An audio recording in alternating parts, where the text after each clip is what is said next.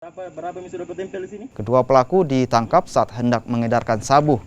Modus pelaku menempelkan paket sabu di sebuah kelurahan Tompotika, Kota Palopo.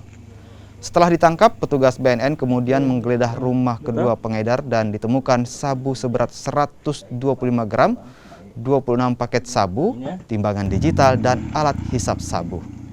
Pelaku mengaku mengedarkan sabu dengan modus menempelkan paket sabu tersebut di suatu tempat adalah arahan dari seorang narapidana yang berada di Lapas Bolangi, Kabupaten Goa. Kini, kedua pelaku terancam pidana 20 tahun penjara. Yang bawa barang orang pertama yang bawa barang ke sini, itu dia tidak kenal dengan orang yang ngambil. Karena semua dikendalikan dari si AF tadi, dari Lapas Bolangi kan. Jadi yang Lapas Bolangi yang kenal dia siapa, tapi setelah kita telusuri, masih tertutup.